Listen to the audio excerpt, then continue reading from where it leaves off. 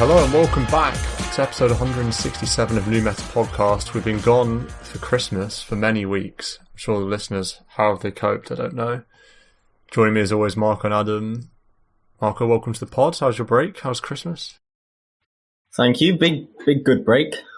Good Christmas. Good, time off from work and time off from pubs and heavy into the lab. A lot of lab work this Christmas, so yeah, that's been fun. Yeah, you've been going deep into the research, into the experimentation. Yeah, I actually went on your DotA profile, or maybe your profile on DotA. I can't remember. And there, some serious Aghs work. We'll get to Aghs in a min, because I guess that's what a lot of what we'll be talking about, considering it's what even I've spent most of my time probably doing labs over the last week. But anyway, Adam, likewise, welcome to the pods. How are you doing? Yeah, I'm good. A little sick. No COVID. Luckily negative on the COVID test, but definitely have a cold or a sinus something. So hopefully y'all can understand me. I just looked at the Dota buff. Last real game was 15 days ago. That's a long time. Wow, that's crazy. Yeah. Lots of Aghs labs, though. Yeah. Lab isn't even a casual endeavor. It's like twice as long as a match. It's crazy. Yeah, that's really good that they give you such, it counts as playing a match for the weekly quests. Because you're right, it takes so long. If you have a run that goes the distance, it takes forever. So it's good that they treat it as such. Oh yeah, definitely. It's quite the commitment. I feel like let's just fly into it, because how have games been is basically how have labs been, which is basically actually I suppose that's not true. It's been so long that the listeners are on a cliffhanger from me being 3-3 in calibration, right? Yeah. Because I haven't even gone into... Shall I knock that out quickly? The calibration story? The ding story? I think so, because that's about the extent of our real Dota content for the week. Yeah, and then we can talk about lab. So, keen listeners will remember that I was 3-3 in my recalibration, and heroically finished my recals with a 4-0 to finish 7-3. Claps. And binged Ancient 5 off of that, and I think 80% or something. So I thought, man, I've got 2 wins. I need to get 2 wins in, probably, to get Divine. And I knew I was going away the next day or something. And I was like, man, wouldn't it be cool to get Divine before Christmas? Because I know I'm not going to play, and therefore when I get back, I'm going to be bad and doing Aghs Lab. So I'll just bash out a couple of quick Viper wins, and that was all she wrote, and then got Divine. So that is the story of my games. And to be honest, it was so long ago that I honestly am struggling to remember what the actual games were. I know that since then I've had some heroics as well, because I won, I think, 12 games in a row, ranked and unranked, which I don't know if it's a record, and I feel like, given Marco won 15 or something, it's not it's not too impressive. But the last 2 wins of those, one was a Marcy game, and Adam will be... I don't know if Adam will be proud of me, but I played Marcy, and I had brown boots stick until 31 minutes into the game, so when I got BKB. So I won a Marcy game as pos 6, which was quite fun. Were you a 5 to begin with? Yeah, I was 5, yeah. That's amazing. And then subsequently I played a puck game, which was the last game I won, the 12th win in a row, which was a Mega Creeps comeback, a legit Mega Creeps comeback. Whoa. Yeah, well, we were holding against Megas for 10 minutes, and was actually it's one of those games where the team played terribly but were PMA at the same time. So I was kind of confused. My feelings towards the team were confused because I felt like we were playing really, really bad for most of the game and playing way, way, way under our strength and being really scared of them for no reason when we're way stronger than them and playing badly for that reason. And then somehow late game, they get megas and then we go like Super Saiyan mode and just take these insane fights that we could have taken for the last 30 minutes. And then we finally get it together. And Doom, we had a late game Doom that had, Refresher and Shiva, Halber, Blink, BKB and Aghs Blessing. So that's just good times. Even when they have Lincolns on two of their cores, you're just dooming for fun. So that was really good. Always feels good to get a Mega Creeps come back. But alas, two losses, one earlier today and one yesterday, brought the Mega win streak to an end. But at least the pod is saved, as we say. We're finally back to relevance. Pod legitimacy restored. Nice. For a few more ranked games, at least. What was your... did you just close it out with 4 Viper games? I don't think I closed out with 4. No, I closed out the Calibration with a TA win and a Necro win, and then I closed out Divine 1 with 2 Viper wins. Nice. Yeah. I remember the Necro win, actually. That was a very, very satisfying Necro game where you're just unkillable. Hoods, Kaya-san, Shiva, Halberd, Yules, and just sit at the front and can't die.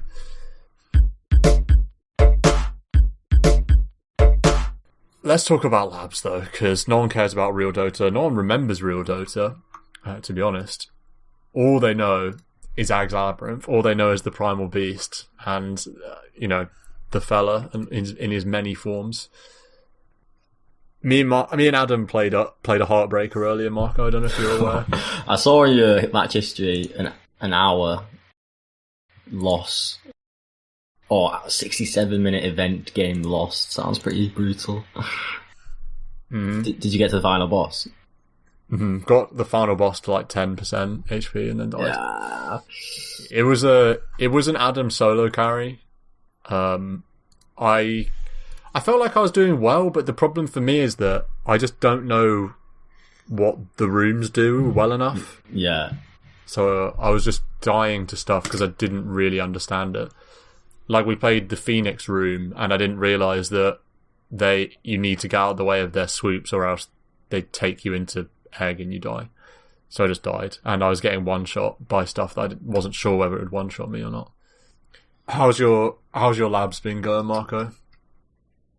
Pretty good. It'd be interesting to know how many one has done. It doesn't really track it very well. Don't know how many shards I've got. But I've made it to the end, and I feel the Apex win was validated because I didn't get pure solo carried, because it is possible to get... Someone could get carried round 5 of tier 5, but in the run where I succeeded, 0 deaths until the final boss, so the Void Spirit, which in itself is... I don't think I've ever done that, even on level 1. So for it to happen tells you that this is a good run. This is a deserved Apex Mage win to have no deaths until the last round. I knew it was going well because we had 0 deaths until the first boss, which is pretty... 0 deaths, 2 elites until the first boss. So our quad party was flying. Then only 3 deaths on that boss, and so things are going seriously well. So then, I get to the final boss, and we kind of rely on an Omni Knight, last hero alive, to take us over the last 5% or so. So having done it once, I kind of thought, I'll be satiated now. But actually, I feel like I've got this niggle of wanting to do it twice as a confirmation that I can do it. But I've yet to hit it the second time. So we'll see about that. Void Spirit's been the flavour recently. That's been quite fun. I'll go through phases. I was all about the Lena at one point, the spellcaster Lena. What am I saying? I think I've been through 2 phases. I was grinding Lena. I then did Sniper a couple times, and then went to Void Spirit, I think, was the So I actually have no versatility, but yeah, having fun with the void spirit. Mm-hmm. And getting triggered that you haven't unlocked Quap when I just binked Quap instantly. It's insane. It's kind of annoying. I thought I'd need Quap to do round 5 because I feel like Quap's... I can't do the Phoenix gimmicks, and I don't play Phoenix normally, so I see, sweating as Phoenix. But the Quap with the blink and the damage output is mega. So I was like, okay, let's get Quap. But I'd spent about 5,000-6,000 shards before I realised, all right, where's Quap on this map? She's in the complete opposite direction. Map of the cosmos. Honestly. And she's so far out. It was like 20,000 shards to get to her. I'm now at 6,000 shards to get to her. Oh, so it might never happen, honestly, which is kind of sad because I think could be one of the most fun. Mm-hmm. So that's pretty tilting. Something more tilting, talking Aghs Lab, when you go on the match history and you look at a run and it doesn't say the damage. So if you go on a match history... In Dota buff or... In client. Oh, it only says your damage right when you leave? Only after you leave, it shows damage. But if you ever go back to the match history, even your own, it's 0, which is pretty tilting because damage dealt is quite a interesting and useful statistic. Aside from that, nothing is too tilting, but that's so annoying, honestly. Can't do the research into stress. Yeah, stuff. I did 1.2 million damage in the run we did with Stan. Whoa, that's crazy. But alas, I could not solo carry. It was only tier 3, too. Yeah, it was like I had to get the beast down from 30% to 0 all on my own. Oh, yeah. Jesus, that's heavy. It's not enough. But I was doing that one. Some of the other rooms I was definitely carrying, though. Like the Crystal Maiden room, I think I did pretty much all on my own. Or not all on my own, but like I was the only person alive for quite a long time. Mm-hmm. It's pretty fun to run around as a Phoenix. It's so like Icarus dive, and then you can Wind Waker, and then you can do the Sunray weird going over high ground stuff, and then refresh all your abilities with the Supernova, and then start all over again.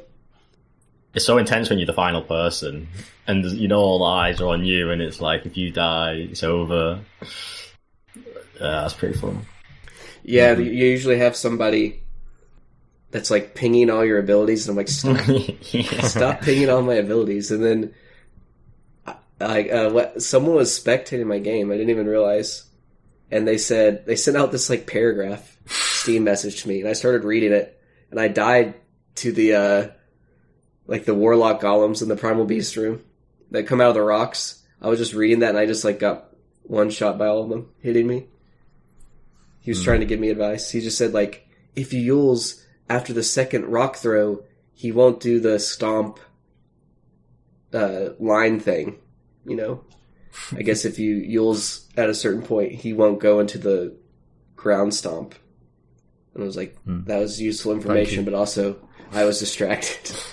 Yeah, I mean, if you just die because you're reading Steam messages, then Primal Beast doesn't do anything. What's the sort of strat coalesced around, Marco? Have you been jotting down in your notes the meta's development over time?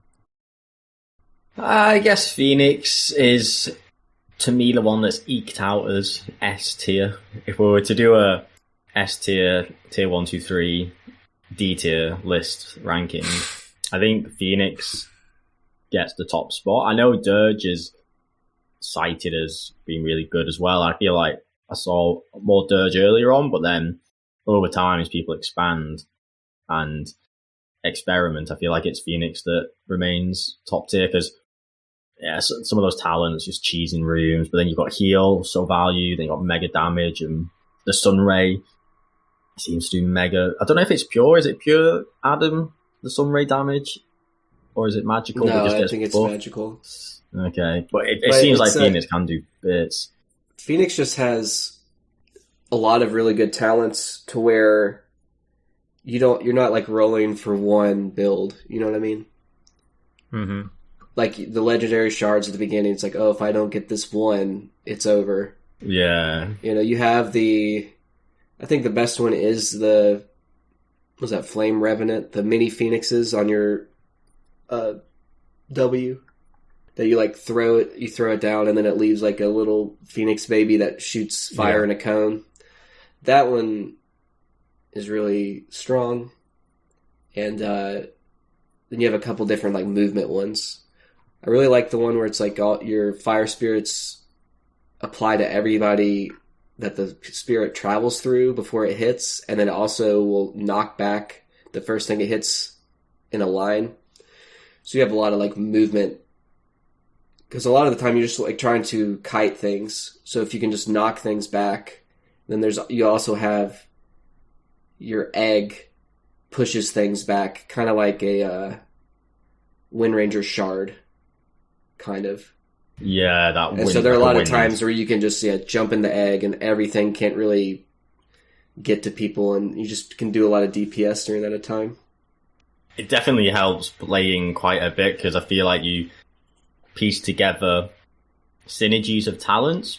So say I've done quite a lot of voice sprint. It's taken me a while to realize, oh wait, I often see this talent where it's like a voice spirit. I don't know, it's like a right click. Something like you apply a right click every time you hit someone with your E, let's say. And I remember thinking, well, I'm not playing voice sprint to right click people, so why does it matter? And then you realize, oh wait, there's another talent where when you right click someone, it applies your ultimate damage debuff thing. Right. And it's like, okay, so there's the synergy that makes talent good. And even me spamming this one here, it's taken me ages to actually realize, or just to be mindful of what goes together well.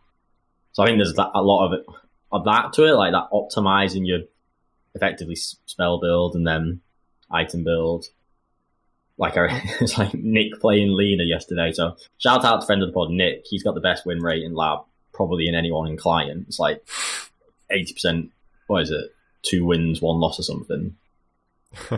So Nick's got this phenomenal 66% win rate.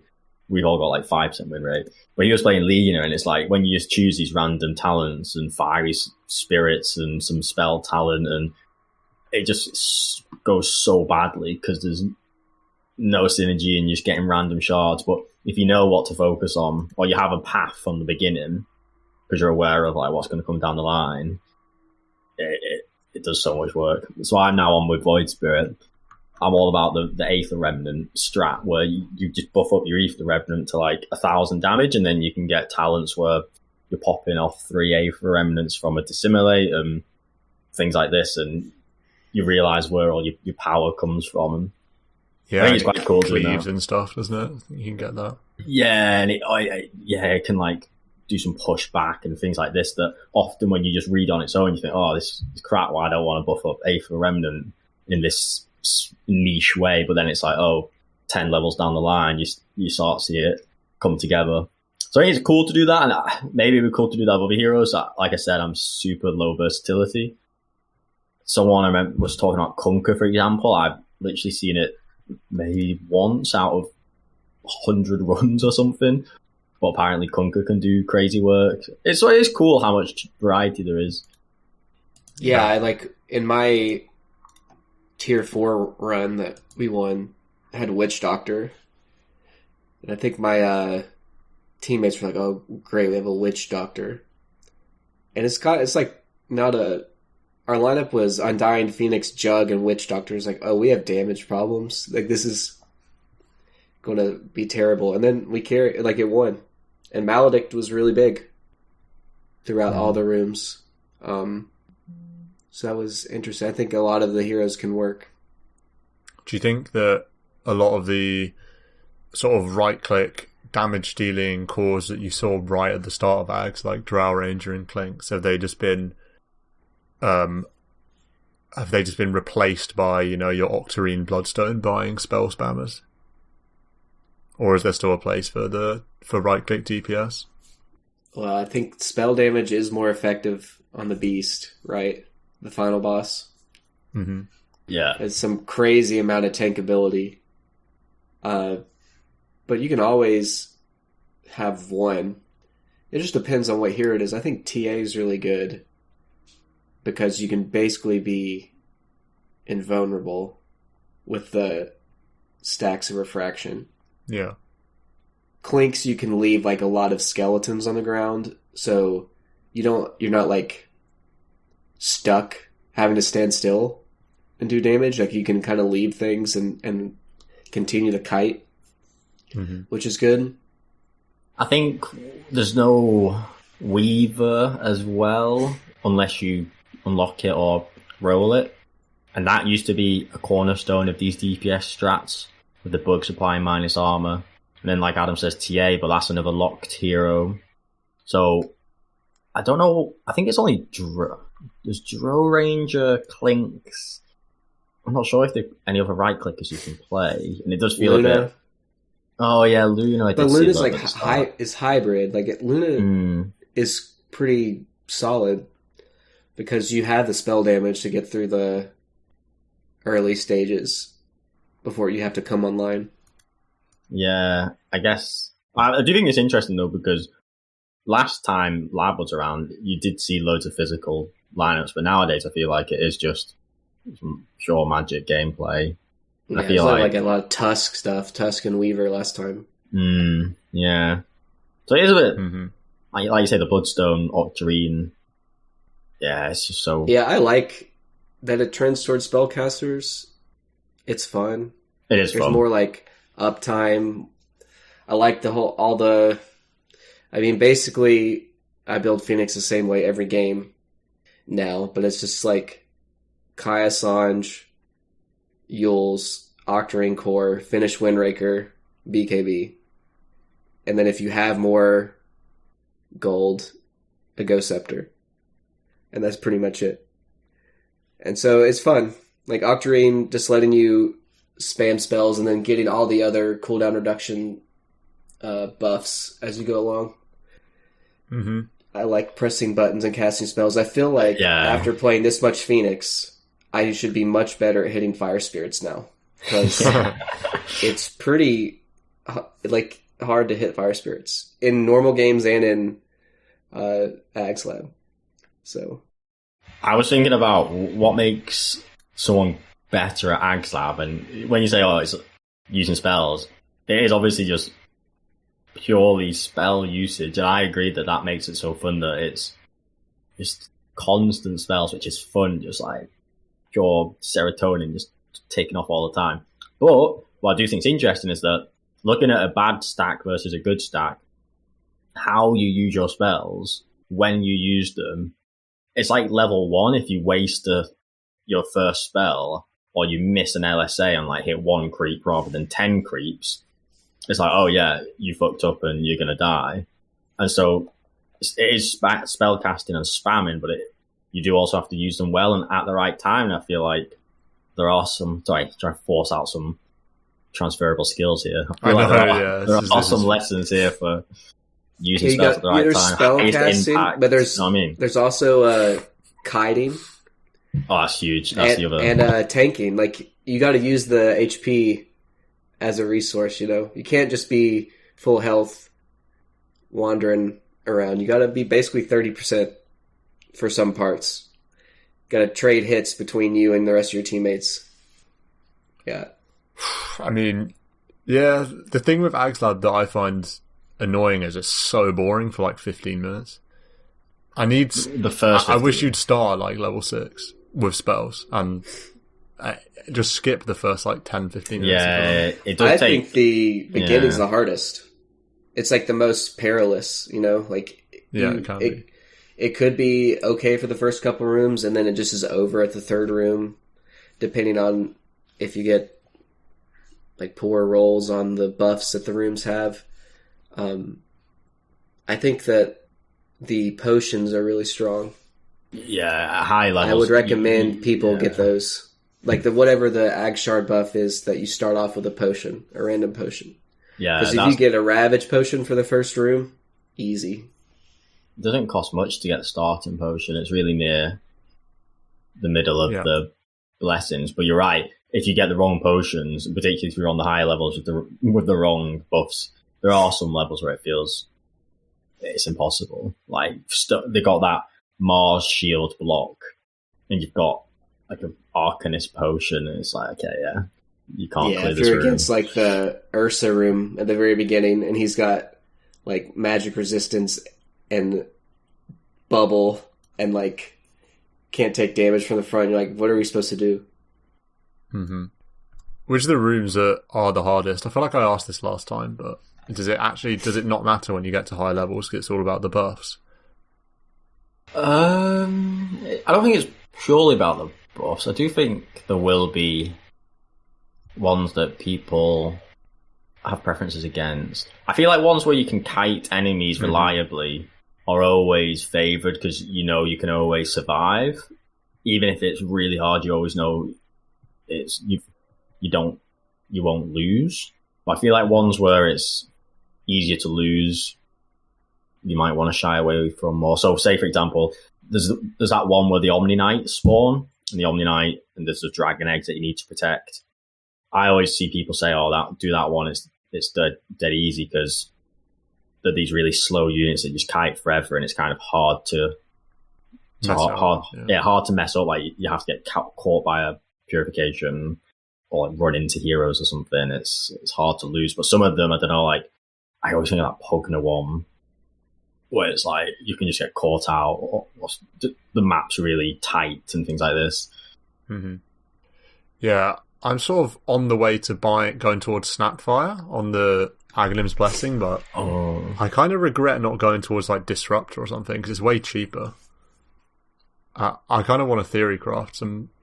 I'm just trying to get to the free reroll on like an elite shard, but that costs like 20,000. Mm-hmm. Does it? I've got that somehow. Where is that?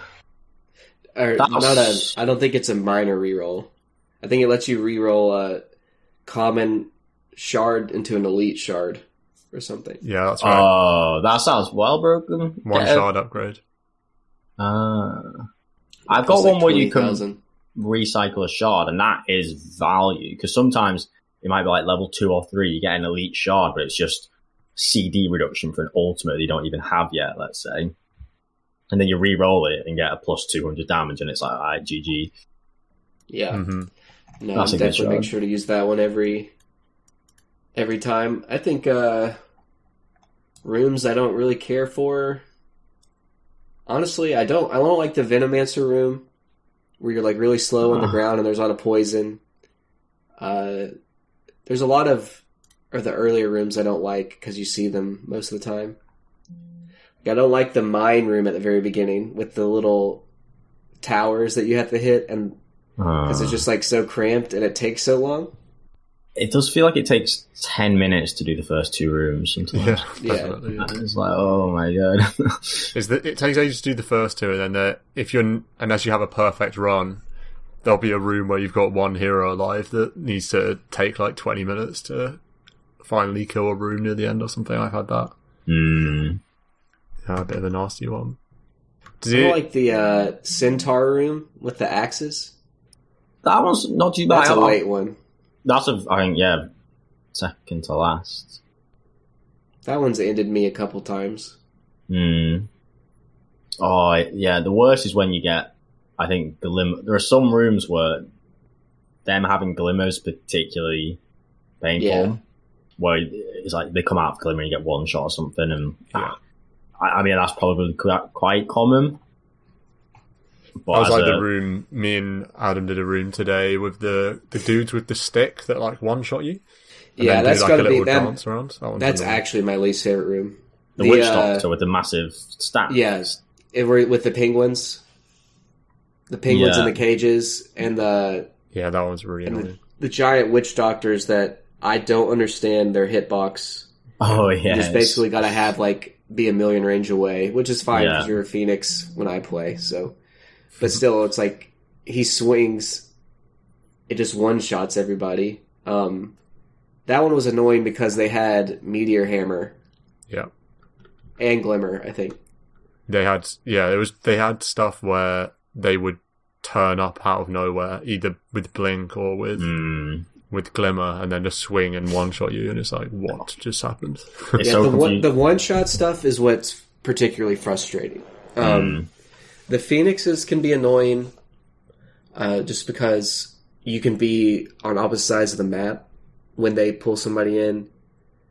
But that's a later one. You should be able to coordinate it. But like I'm trying to think of things that have one shot me that have been particularly frustrating. I feel like that Witch Doctor staff is pretty much my least favorite one. I think the Omni Knight Purification can kill you in one shot, but that's pretty well telegraphed. Yeah. There are just times where you like just get unlucky, you know, like you cut like Marco maybe is coming out of a dissimulate, and it's just that's the way it times out. Is like you're going to pop out right when a hammer's going to come down, or like right underneath a Primal Beast line split, and it's like, oh, I'm just dead.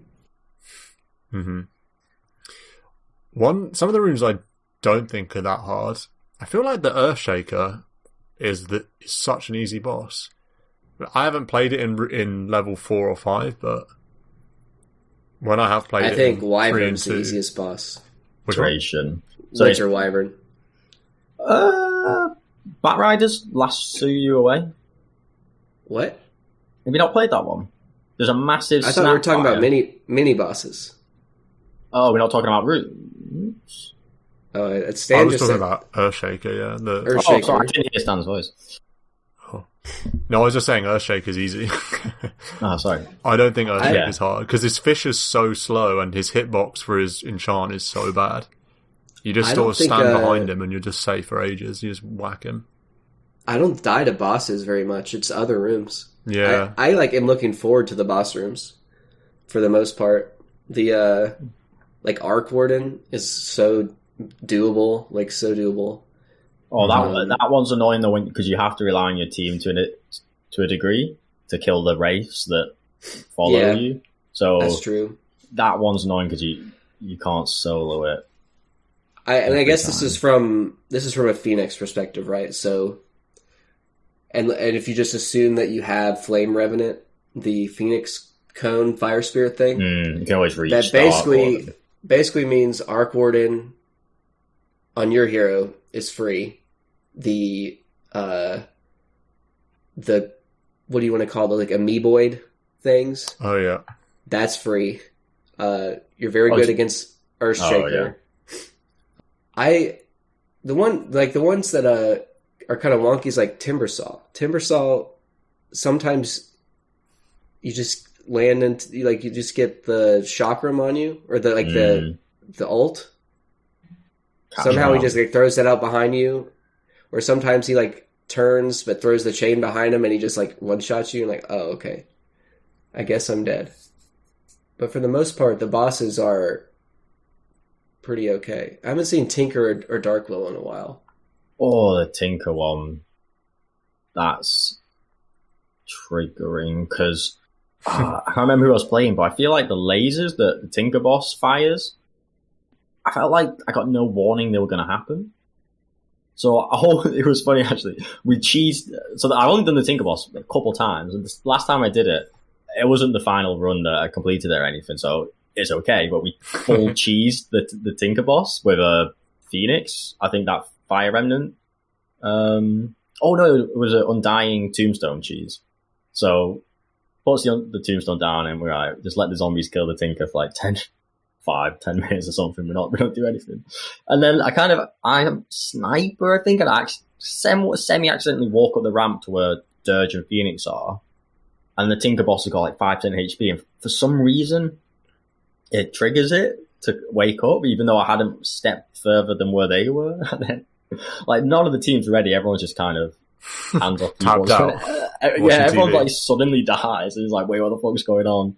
Tinker's in this like hyperactive killer mode because it's nearly dead.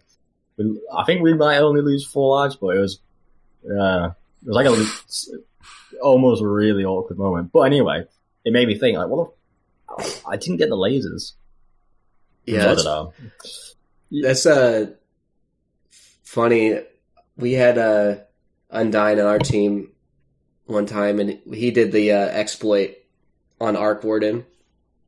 He wanted to try it out, so I was like, sure, we'll try it. And he did it. He like blinked up to the high ground and then laid down the tombstone, and it like triggered the room. And then he Yulesed himself and then blinked back out to the low ground. And so it didn't like aggro the Arc Warden. And then he just continually put down tombstones. And it took about 20 minutes. God, yeah. Like, I honestly was like, rather just do the room. Like, this room's easy, you know? Yeah. But I was like, we'll try it. And we didn't realize till later, the Weaver was like, I want to test and see if I can hit him with my bugs, but I don't want to aggro the room.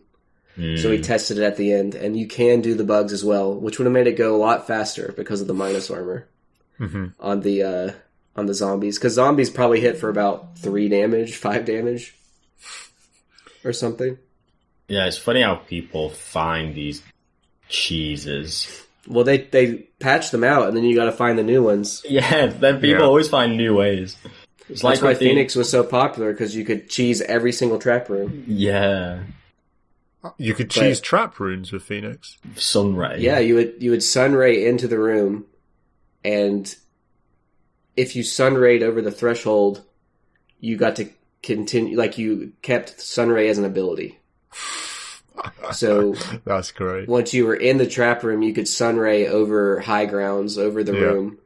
And the best case scenario is your Phoenix with Pudge Hook, because you sunray and then you hook somebody to you, and they just get through the room for free. But have you seen the pseudo exploit now, Marco, with trap rooms? Oh, the boots of speed drop.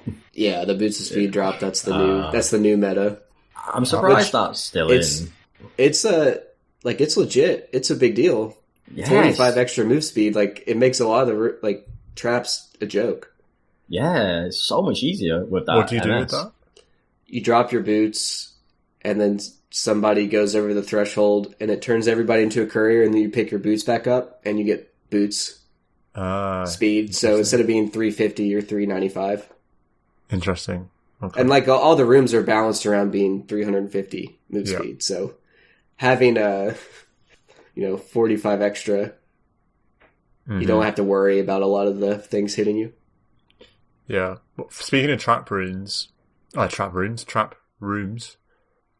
how do they fit into the equation? Are they a blessing when you see them? Are they going to help your run? Or does it really depend on what's behind them? You know, if they're neutral item, are you just dodging, or I think do you find it's go on. Yeah, I think you've got to take every trap room for the shard on site. Elite shard, yeah. Yeah, I think the only times you don't do it is if you like really need lives or something. Like the reward isn't what you need, but I think 99% of the time you take the trap room.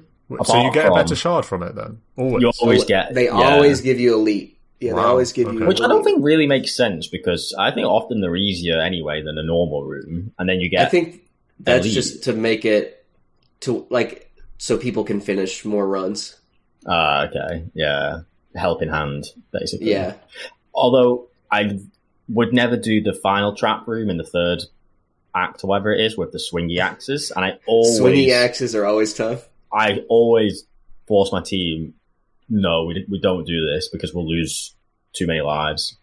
And really, at that stage, because it's like a 16, 17 room or something, you should be able to do it if you think you can do the last boss. So it's like, I don't think there's ever a reason to lose lives. The thing with the swingy axes is their hitbox is only ever where they make sparks. Yeah. So if you just, like...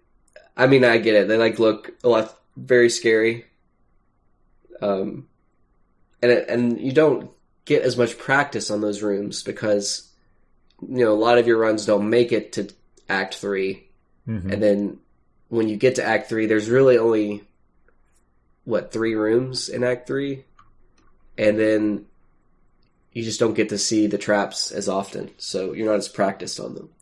Yeah.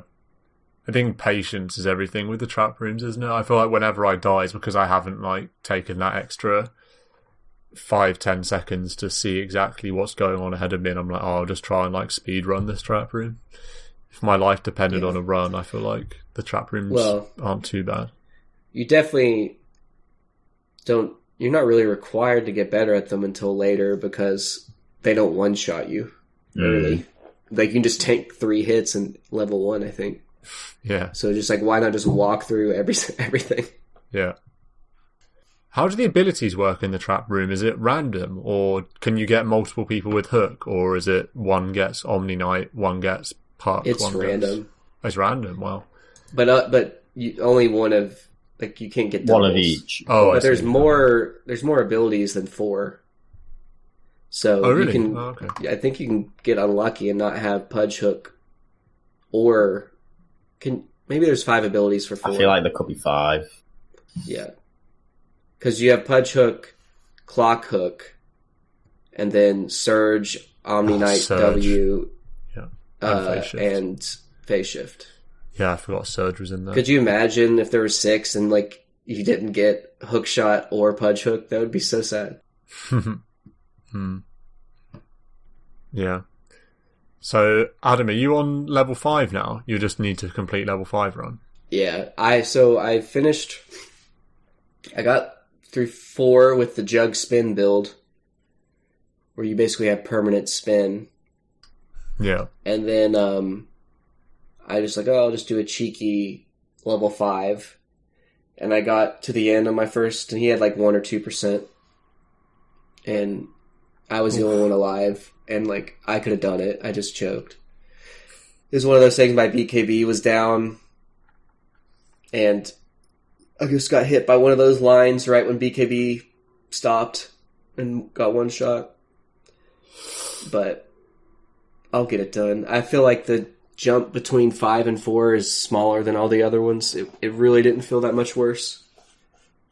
Interesting. Yeah, because you have to play it almost. You have to play the same level to do 4 as you would to do 5, because there's so many deep, what they call blessing. What they call Buff those things.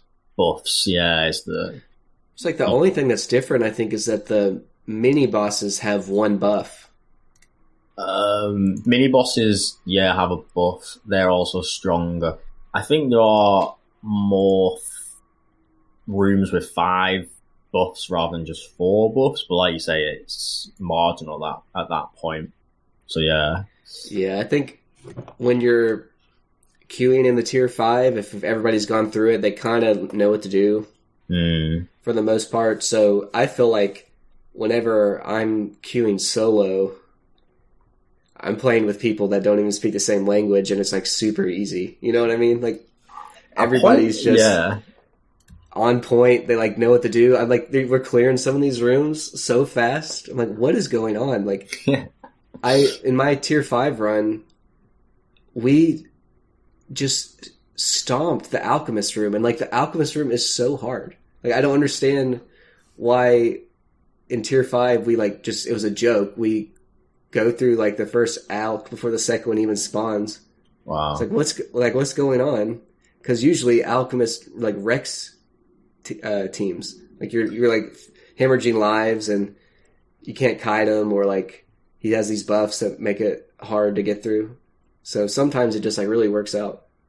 An interesting observation I've got. So I looked on someone's, I think it was Greeny, somewhat friend of the pod, queuing with ex-Discord legend. Ex-Discord legend. Queuing with another semi-friend of the pod who's, say, legend. I think they were queuing like 3 or 4. Basically, I looked at someone's profile, and they were running at like 4 or 5 level, and I was looking at the ranks of the party, and they were like Archon Legends, whatever, and I was like, wait a sec. There's matchmaking algorithms going on in the searching, I think, from this very limited data set of these lower ranked people. They were queuing later, like round 4 or 5, with similar ranks. Whenever I queue for lab, I'm ranking with like rank 1k immortal, 3-digit immortals, unranked immortals. Rarely do I see someone who's not immortal in my queues. And I think that must be because it's got some matchmaking algorithm at play. It's not just randomized with the entire pool of people. So then I'm like, well, I feel like I've got way big advantage then because I'm getting partied with people that are obviously mechanically very good at the game, like using spells, hero movement, control, etc. Like not dying to stuff and reactions and things like this. They do get better as you get into high immortal versus just median player. So I'm like, oh, it must be way easier therefore for me to clear these rooms than someone else who's forced to queue with lower ranked people. You think it really is like that? Yeah, I get a full 4 immortals near every time. Rare. If I see divine, that's I'm like, crazy. Oh, what? That's yeah. That it's not actually pulling from like there's there's another filter beyond just eligible for tier 5. It's MMR based too because it is so biased and like I feel like it has been so easy as a queuing solo. Yeah, that's so funny. So I'm like, how the hell can obviously someone who's Archon can complete Aghs Lab because it's not Dota, but there are transferable skills of using spells and hero control and things like this. Mechanics do come into it a lot. So I'm like, you're never going to get the joy of a 3-digit immortal player on your team, which is pretty useful sometimes. Like when we got Havost, me and Adam. Yeah. It's like, this is pretty, for sure. Like it's kind of helpful. Oh, it's just that was interesting to realization. If you're Archon, like the probability that you're going to solo carry a run is probably, I guess, lower on average or something. Because it's just nice to have that option. Like, oh, maybe like I don't have Omni Knight. I wish I had Omni Knight because I would love to try the 100% damage reduction Blade Mill build. But if I have an Omni Knight on my team or a Jug, it's like, oh yeah, I want to get solo carried. Let's go. Kind of a thing. Yeah. Does it give you any inspiration for real games? Does it make you want to try out anything, in real games, especially with the builds like Bloodstone, Octarine, Spellcastery kind of stuff? Or is it just you don't even know what real games are anymore and it's just all Aghs Lab? I did a Shadow Fiend demo yesterday whilst I was waiting for an Aghs run. That was the most real Dota I've seen in a while. Some creeps. You were like, what are these what's this room with these powers and these creeps I've got to kill? What's going on? It's like, how do I complete the room? Yeah. I was actually doing pretty good CS, to be honest. I was quite happy with that. But I don't know if it's inspired. I feel like if anything, it was the other way around, that Dota Heroes inspired my lab's choice. I wanted to play Lina because I was like, oh, she's really fun in Dota. And so let's cast spells. Or initially I thought about doing right-click Lina in the lab. And then I thought to myself, I hadn't actually seen Void Spirit do amazing. I think I saw it do well once, but I thought, well, Void Spirit in Dota 2 is really fun, flashy, mobile. Surely there was some translation to lab. Turns out, yes, extremely fun, very flashy and mobile. So I feel like it's not fed back into the other direction. Not yet, anyway. What do you two think would be the best hero in the game at Aghs Lab? Because obviously the hero pool is restricted. Is there a hero that isn't included that you think would just be too good at lab? Would Puck be too good because of phase shift? For like dodge anything for 4 seconds and mules and... you would just win. You would have phase shift attack and then cooldown reduction and you could just solo the whole game. That's true. Phase shift. You just build towards that. That's funny. That's funny that you called that out right away. I think that might be the most broken thing. Yeah, that's an interesting one, actually. I mean, I welcome any listeners to come up with some theory crafts in it's probably not as good, but Dark Willow with Aghs, if they let you buy Aghs. Oh my god, that'd be insane. You still get hit by stuff. It's just you can't get It's not as free as Puck, but as long as you don't blade mail yourself or step in something. I've got one for broken. I mean, obviously this mechanic would never be put through, but Terrorblade Sunder. Sunder the boss. You armlet yourself down and then sunder the boss. Yeah. Shadowblade Sunder. That's the play for sure. Yeah. I mean, so here the worst heroes are probably like Chin, and Alchemist, or There would be weird Chen exploits where you like enchant certain, like what works with enchant. yeah. What Like, if you there'll got be to weird enchant a creep in the room, and like there's some pretty good creeps. There'll be some weird buggy stuff, I reckon. I feel like Meepo, could you imagine Meepo? You have to. that would be so you intense. lose the track micro. of one, and it dies, and then You die, just like, lose. instantly die. Do you think a hero like Lesh would be good? Just Pulse Nova, just AoE, just crazy damage. Yeah, split damage. Yeah. Yeah. I honestly think any melee hero, so I know Voice Spirit is melee but doesn't right click, I struggle so much with melee and just getting slapped by stuff and not being able to dodge it because you get too close, and honestly it's so hard to play them. Tinker would be an interesting one to try in Aghs as well. It's rearm blink everywhere, but I guess with no fountain you'd actually just be screwed. Yeah, you got who can sustain the damage. Yeah. I don't think my computer could handle Phantom Lancer. Yeah. Ember Spirit? I was about to say Ember. You're invulnerable. One, yeah. God, imagine doing Ember on something like the Pudge round where there's hundreds of zombies.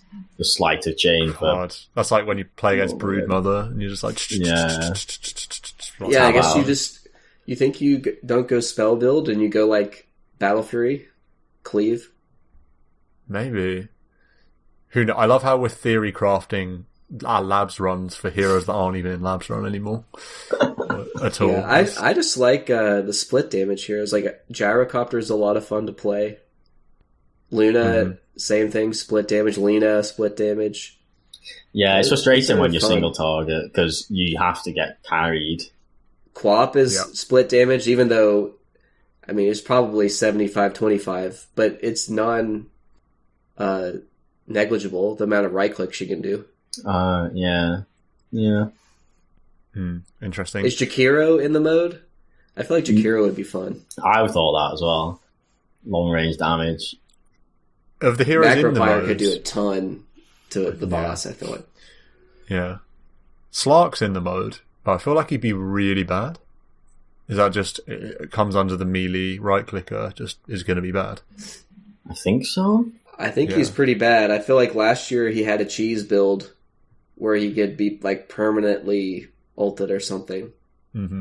But I don't know if that build exists anymore, and I have not seen that hero in a long time. I feel like that hero might be the worst. I feel like they started off with heroes and they had it last time, and things like Slark and Mars and Dawnbreaker. I feel like they had the idea, we'll have some strength heroes or Agi even that of this tank role. But then in practice, the rooms are, it's never optimal to have a tank. It's optimal to kite and to spell cast from afar and not be in melee range. And so it does feel like, apart from Omni Knight, who can get this crazy damage reduction, semi-cheese, and it's not kind of strat, loads of these heroes are defunct. Yeah. No, I think so. I mean, tanking only goes so far, doesn't it? Once you're getting one shot by stuff, it's like, what's the point of tanking? Yeah. It's not Well, really I think the idea is cool to play a tank in these kind of lab run kind of games, like frontline, cool synergy with the team. Like, I really wanted to do it with Dawnbreaker, and so I played a handful of Dawnbreaker, and it was just naff, and I just, I couldn't do it because I was bad, but also felt like the concept was bad as well, so alas. So looking forward into next week, what can the listeners expect? Is it more labs run? Is there a return to Dota scheduled, or probably soon? I think. When does it end? Actually, that could be the forced end point of playing. I mean, there's another 6 weeks. Is there? No. Wow. Seriously, with Aghs Lab, 6 weeks. I mean, what are they going to do? Add like a 6th level for us? That would be an interesting one, adding a 6th level. It'd be interesting. I tell you, it would be cool if they added a level that was just stupidly hard. Like, so hard that you're only going to see it done in a YouTube video. Do you know what I mean? That'd be interesting. Yeah. Marco can lock himself in a room or something. Like Criparian, the Hearthstone streamer, back when he played Diablo 3. He's like, Diablo 3 world first. Like, Diablo, I don't even know what the hardcore first completion of the game, like, yeah, something that's so hard that I haven't had to watch a team of 4 pros do it or something. Yeah, that'd be interesting. Man, I feel like, return to normal Dota when, we don't know, but I do have some stuff that I do want to try, because my ranked is on the back burner for a while. Probably, well, maybe not for too long, but just for a little bit. And I do have some funky stuff that I really want to play Bounty Hunter and get Aghs. Like some core bounties on the cards. And what's Aghs for bounty? It's Shoryuken Toss has Janada on it, and it increases the cast range of Toss. So you can do funky stuff where you just have 2 people tracked, and then you just, Janada a creep. Oh, sorry, you can toss a creep in the vicinity, and it bounces so far, and you get gold steal from both of them, and it does a ton of damage, and yeah, it's good fun. That might have to be like a mid bounty or something. I want to, so the one thing with playing all this Aghs Lab is that I'm so sad every time I see that I'm Bronze Phoenix. I'm like level 5. It's like, I can I be just Silver tier so I can spam more voice lines? It's more squawks. So some more different squawks, so I will be probably playing at least 1 or 2 real Phoenix games. Well, I mean, another a week back, post-Christmas, post-lab, post-calibration, getting back into the groove of things, and we'll see you again in a week's time. Happy labbing.